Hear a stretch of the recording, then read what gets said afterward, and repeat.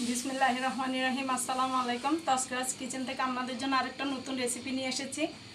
আজকে আপনাদের সাথে আমি শেয়ার করব কচুর ডাঁটা দিয়ে একটা চিংড়ি শুটকি দিয়ে একটা কচুর ডাঁটা ভাজি। এটার জন্য আমি ডাঁটাগুলোকে ছিলে ভালো করে ধুয়ে 1 চামচ হলুদ গুঁড়া আর পরিমাণ মতো লবণ দিয়ে একটু সিদ্ধ করতে জুস দেওয়ার জন্য বসিয়ে দিলাম।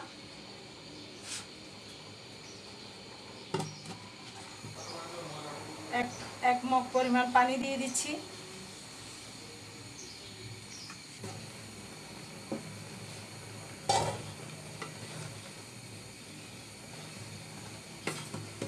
একটু নেড়ে চেড়ে দিচ্ছি উপরেরটা নিচের দিকে যায় মতো।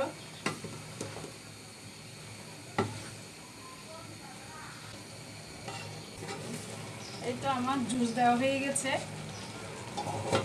এবার আমি নামিয়ে নিতে পারবো। এবার আমি কচুর ডাঁটাটা ভাজি করার জন্য পরিমাণ মতো তেল বসিয়ে দিয়েছি। পরিমাণ মতো রসুন কুচি দিলাম আর পরিমাণ মতো পেঁয়াজ কুচি দিয়ে দিচ্ছি।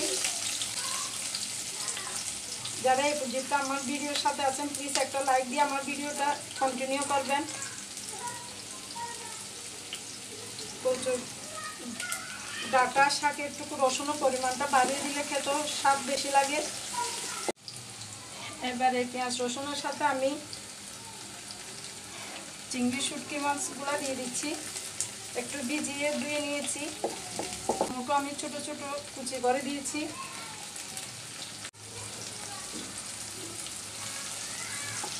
আমি একটা জিনিস স্কিপ করে ফেলছি, তবে এ পর্যায়ে এভাবে দেওয়া যায়।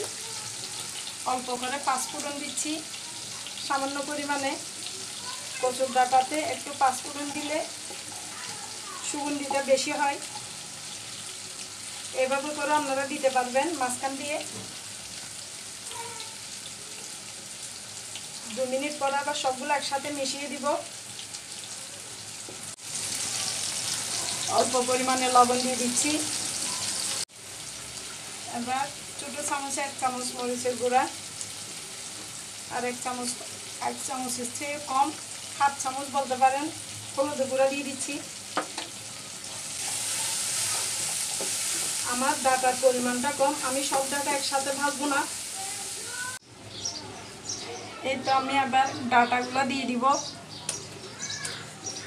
আমি অর্ধেকটা পরিমাণ ডাঁটা রেখে দিচ্ছি, ফ্রোজন করে রেখে দিব। আরেকদিন আপনাদের সাথে আমি আরেক পদ্ধতিতে শেয়ার করব।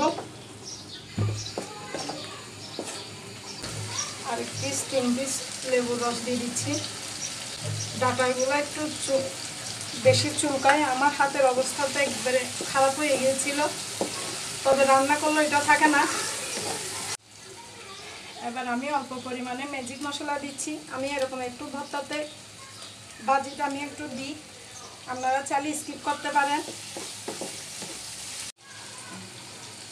এবার আমি 3টা শুকনো মরিচকে মুচমুচে করে নিয়েছিলাম, একটু কষলিয়ে দিয়ে দিব।